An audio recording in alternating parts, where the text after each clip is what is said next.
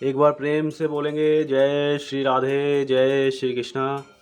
देखिए मित्रों, आज के वीडियो में हम अश्विन मास शुक्ल पक्ष की पापांकुशा एकादशी का महात्मा पढ़ने जा रहे हैं, जो कि सीधे ग्रंथ के माध्यम से हम देखेंगे।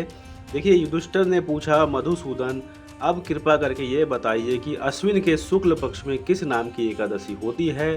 भगवान श्री कृष्ण महाराज बोले, राजन, अश्विन के शुक्ल पक्ष में जो एकादशी होती है वह पापांकुशा के नाम से विख्यात है। वह सब पापों को हरने वाली तथा उत्तम है। उस दिन संपूर्ण मनोरथ की प्राप्ति के लिए मनुष्यों को स्वर्ग और मोक्ष प्रदान करने वाले पद्मनाभ संज्ञक मुझ वासुदेव का पूजन करना चाहिए। जितेंद्रिय मुनि चिरकाल तक कठोर तपस्या करके जिस फल को प्राप्त करता है वह उस दिन भगवान गरुड़ ध्वज को प्रणाम करने से ही मिल जाता है।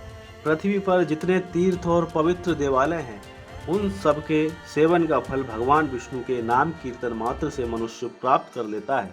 जो सांक धनुष धारण करने वाले सर्वव्यापक भगवान जनार्दन की शरण में जाते हैं उन्हें कभी यमलोक की यातना नहीं भोगनी पड़ती। यदि अन्य कार्य के प्रसंग से भी मनुष्य एकमात्र एकादशी को उपवास कर ले तो उसे कभी यम यातना नहीं प्राप्त होती।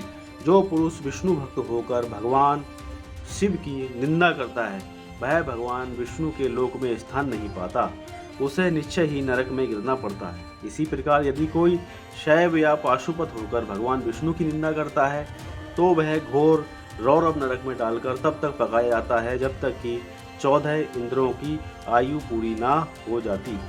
यह एकादशी स्वर्ग और मोक्ष प्रदान करने वाली, शरीर को निरोग बनाने वाली तथा सुंदर स्त्री धन एवं मित्र देने वाली है। राजन, एकादशी को दिन में उपवास और रात्रि में जागरण करने से अनायास ही विष्णु धाम की प्राप्ति हो जाती है। राजेंद्र, वह पुरुष मात्र पक्ष की 10, पिता के पक्ष की 10 तथा स्त्री के पक्ष की भी 10 पीढ़ियों का उद्धार कर देता है।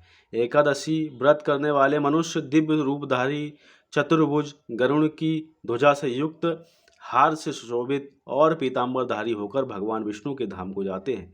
अश्विन के शुक्ल पक्ष में पापांकुशा का व्रत करने मात्र से ही मानव सब पापों से मुक्त हो श्री हरि के लोक में जाता है। जो पुरुष सुवर्ण, तिल, भूमि, गौ, अन्न, जल, जूते और छाते का दान करता है वह कभी यमराज को नहीं देखता।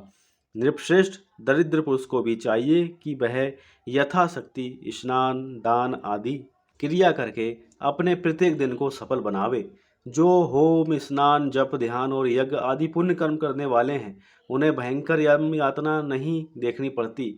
लोक में जो मानव दीर्घायु, धनान्य, कुलीन और निरोग देखे जाते हैं वे पहले के पुण्यात्मा हैं।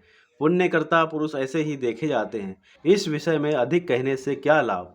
मनुष्य पाप से दुर्गति में पड़ते हैं और धर्म से स्वर्ग में जाते हैं। राजन, तुमने मुझसे जो कुछ पूछा था उसके अनुसार पापांकुशा का महात्मा मैंने वर्णन किया। अब और क्या सुनना चाहते हो। इस प्रकार से हमने पापांकुशा एकादशी का महात्मा जाना। तो मित्रों, मिलते हैं और किसी ज्ञानवर्धक वीडियो के साथ में। ख्याल रखें अपना। एक बार प्रेम से बोलेंगे जय श्री राधे, जय श्री कृष्णा।